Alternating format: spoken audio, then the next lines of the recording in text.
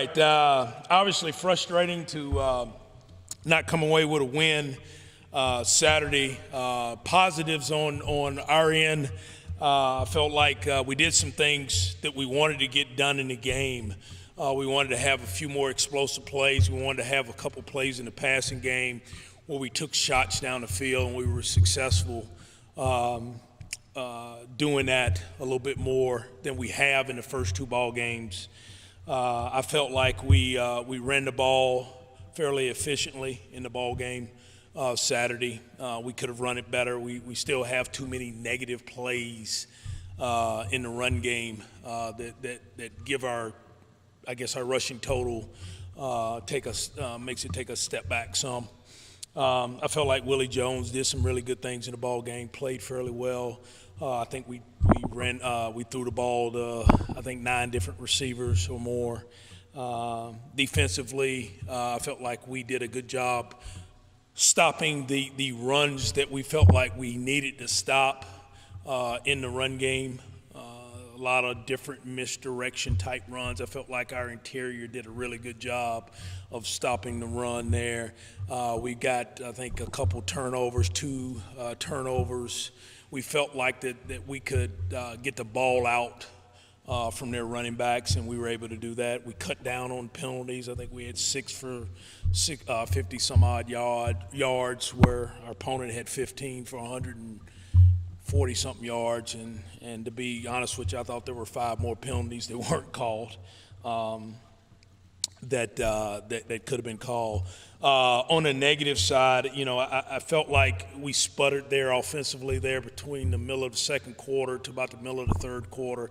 For some odd reason, we couldn't get a rhythm to what we wanted to do. They did a good job of stopping our run game, which was, what we wanted to do to help ourselves throw the football down the field.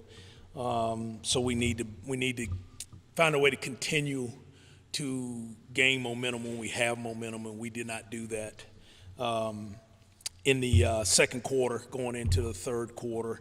There's about 9 plays in the game. Obviously, we muffed a punt that gave them 3 points, but there's about 9 plays in the game that cost us 35 points. 9 plays total. I mean, you take those 9 plays out of the game, totally different ball game. We muff a punt. We make just bust a coverage, just very simple bust a coverage, which costs us another 7 points. We don't score the touchdown on series 1. We get 3 instead of 7 when receiver's wide open, and we don't make the catch.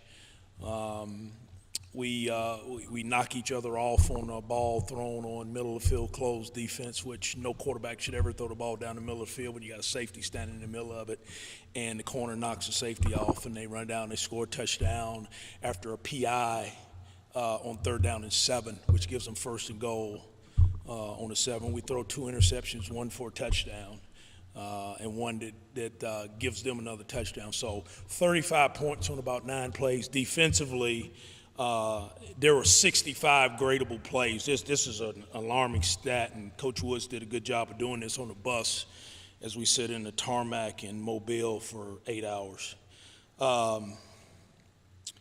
Flying Sun Country airline. There were 65 gradable plays. 60 of those plays, they averaged 2.9 yards with 191 total yards. 5 plays, they averaged 191 yards, 38.2 yards per play. So think about that. As a defense, you play 60 or 65 plays, and 5 of those plays, you give up the same amount that you give up in the 60. And they're really all simple, really, really simple things that can be corrected, which is the pleasant thing is they can be corrected, but the unpleasant thing is why. And we tried to find the why out today and tomorrow, last night and today. And, we're a lot closer than we've been going into game 4 than we have before. So we just got to correct and not play ourselves again. Again, take us off the schedule. so we can play our opponent and not us too. If we can do that, we'll be a better football team. Okay, open it up for questions. Coach, what did South Alabama do? I know a week ago you were talking about Keenan Brown being more involved Sure. in the offense. What exactly did South Alabama do? Really nothing. The game plan itself, defensively, there was nothing real complicated in defense. They're a quarters cover team. We call it four solo. They take a backside safety and they key in the tight end the front side. So any vertical routes by the tight end, that guy's going to cover him. He's sitting at 8 yards. He's really the third linebacker in the box.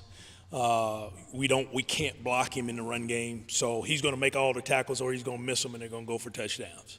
That's their defense structurally, really not real complicated, but it doesn't give you the vertical passing game inside. What it does, it gives you the vertical passing game outside, and that's why we won. Yeah, because he's not really out there to help you on the weak side, so we were able to get some one-on-ones on the outside part of the field. And in fact, they went away. They were a lot of press coverage, and then they kind of backed off after we hit the one big one. They kind of backed off and bailed and played a little softer out there, so we didn't have the shots down the field later in the game. Jack and Banks had a really good game. Can you tell us about it? It seemed like his back came kind of late in the process. Yeah, a guy we found late in recruiting. We felt like really talented, really athletic, really good long speed. Does a nice job with the ball in the air. You take the play before where we throw it deep, and T.J. Bedford, who's really talented, doesn't come back for the football. If he comes back for the football, he's either going to catch it or get PI. Okay? If he just stops and comes back for the football, he's either going to catch it or get PI. We're going to have at least a first down with the yardage moved up. Javen does that the next play. He comes back and catches the ball for a touchdown, and then he runs one in on a fly sweep and does a nice job for us. And as a young freshman, he's got a lot of talent. He's been doing it since he got here in training camp. So he's earned the right to continue to grow his role on our football team.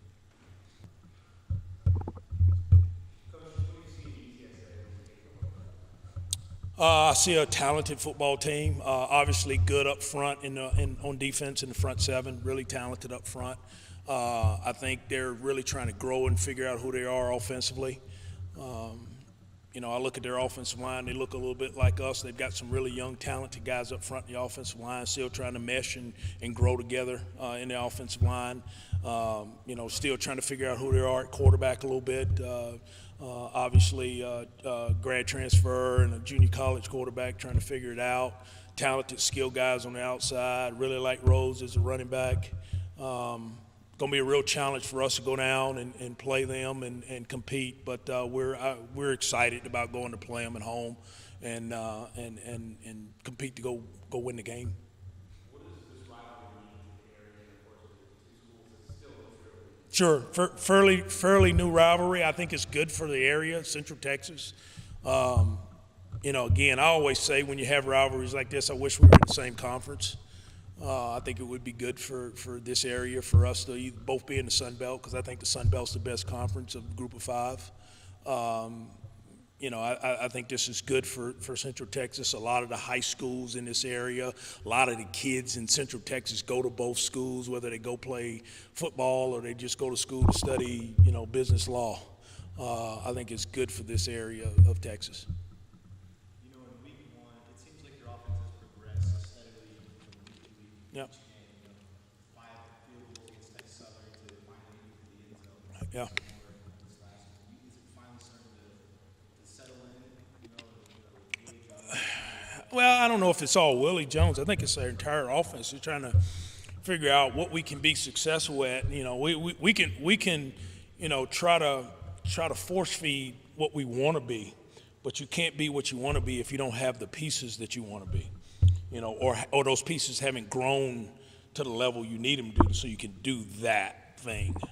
So I think we're starting to figure out, what we can do. I think we have good skill guys, which we haven't had since we've been here. We've got a number of receivers that can make explosive plays and can catch the ball and do some things. I feel like we're starting to get our running back situation. We finally got a tight end that can stretch the field. and make plays. So we've got to continue to use those weapons that we have and spread the ball around. You know, when we were good at JMU, we threw the ball to 12, 13 receivers every ball game. You know, when it was 500 and 600 yards, it was 13 guys touching the ball. And that's really what we'd like to do, is get the ball to a number of guys and still have a run game mentality also. So those are the things that we're trying to do. Keep, you know, growing our skill positions, keep growing and getting better in the offensive line. If we can do that offensively, hopefully we'll keep getting better as the year goes on. Say that again.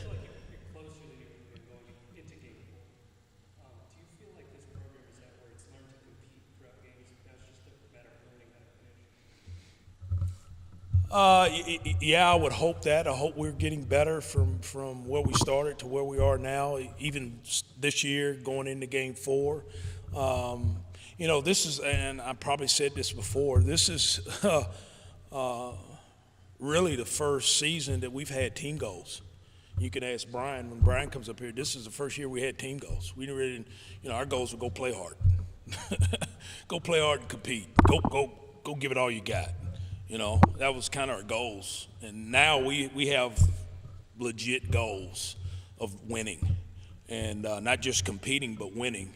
And again, you say, well, how can you not have goals? Well, when you don't have players, you can't have goals. We've got players, and hopefully we can have goals to go win now. So that's kind of our mindset, is to go try to win. I think that guy right there had a question. Coach, last week you were talking about getting more pressure on the quarterback without any sacks this week. What are you going to do to get more pressure against UTSA? One, we've got to execute our rush plan better. You know, we have a plan every week to do it, and we just have not. It's one of the areas that we have defensively to get better at, is to, you know, figure out the issues on why we're not rushing the passer better, because we have a number of guys that can rush the passer. We're not doing it as well as we need to.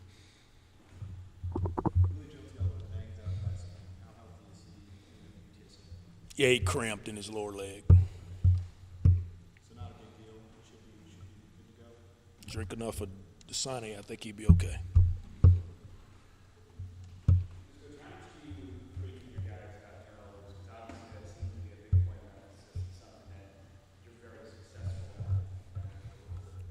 Well, any good defense I've ever been a part of, and the turnovers has always been the kind of the hallmark of it, whether it be interceptions, whether it be fumble recoveries and that type deal. So we want to be a more aggressive defense, and when you're a more aggressive defense, they try to intercept it, they try to rip at the ball. You know, we didn't have we had one play that was really a busted coverage, but at the end of that play, Jayshon Waddy got the ball out at the end of it, and instead of it being a touchdown, the ball was on the 8-yard line. So we try to say never give up on a play and try to always get the ball out. So we really emphasize it in practice on defense. It's a really big part of our practice plan. We start every Monday with a turnover tackle circuit on every Monday morning's practice. So it's a big emphasis for us, because we know part of winning has to do with winning the turnover margin. And the team that usually gets the most turnovers has a better chance of winning. Especially when going up against UTSA, that you mentioned that they're still trying to figure out that identity offensively, that you have to lean on. Like maybe, I don't know if it's a goal entering the week, but just making that an even bigger point of emphasis. Yeah, I don't know if we can make it any bigger, to be honest with you. It's you know, number 2 on our plan to win is protect and cherish the football on offense and take it away on defense. So that's our number 2 point on our plan to win. What's number 1? Number 1, play great first down defense, explosive and efficient first down offense. Is Vida and Dixon on the depth chart? There is not a depth chart at number 2. They're both number 2. So it kind of just depends on how you feel in that game. No, we've got a plan.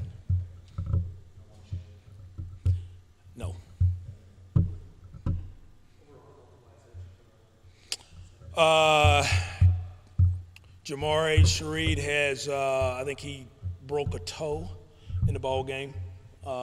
Everybody else should be up and ready to go. So he may be down a couple weeks.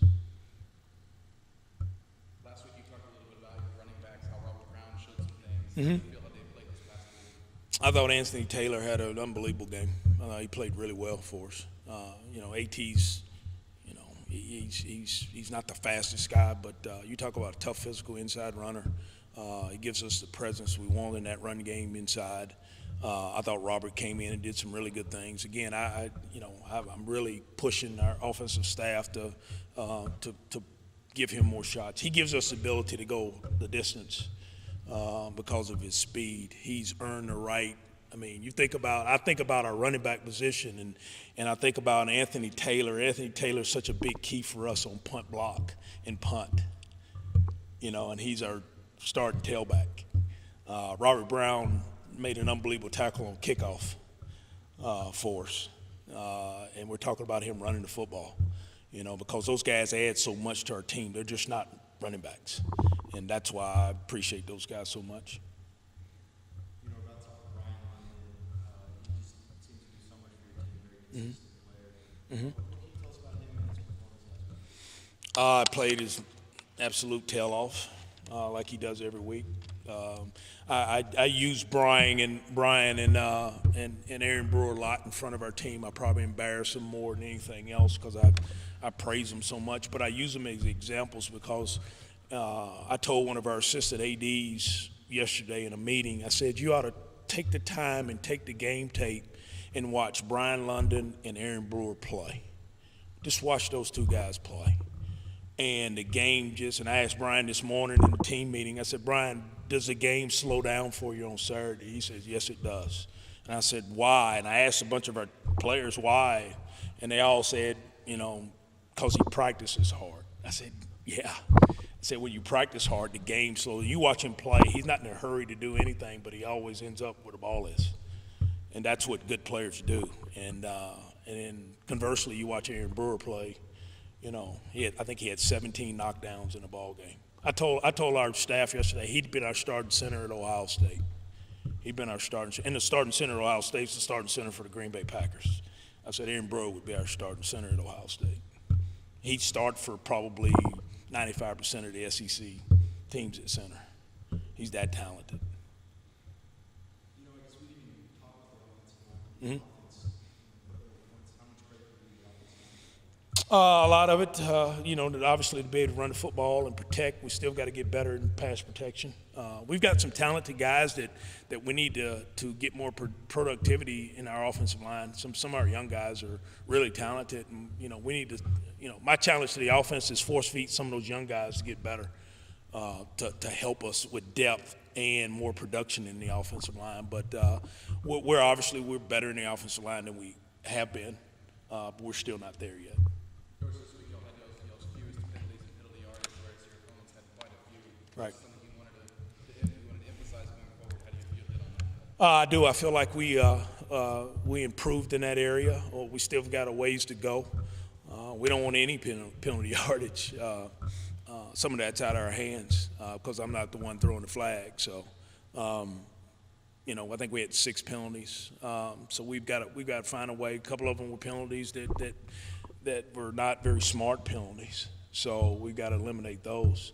The aggressive penalties, again, I take those. As the head coach, I take the ones that are really aggressive. We had a roughing the quarterback, which I don't see it on tape, but again, I don't want to get fined. So, but it was an aggressive penalty, and I'll take it all day. But the ones that are when you line up all sides on punt block, it's not a smart penalty.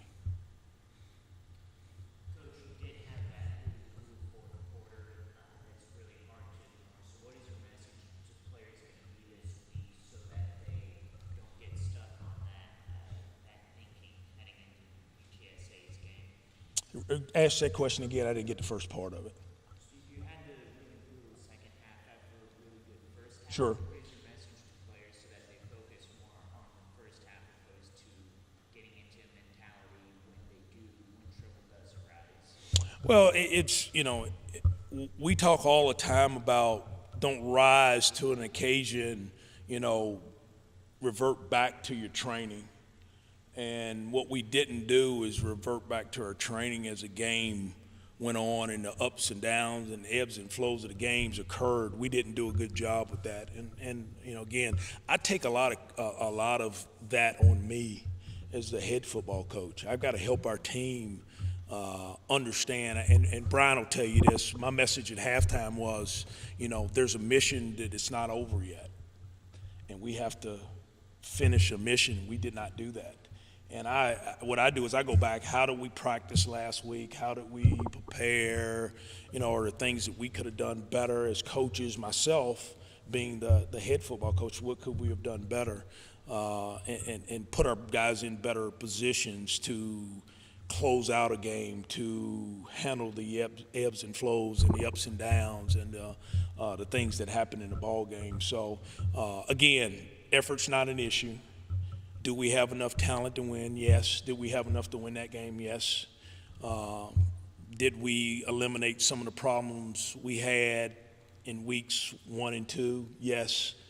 But we still did not do some things to finish on some plays that maybe we can correct in practice or how we prepare. And I have to look at that as the head coach to see if we can fix those things.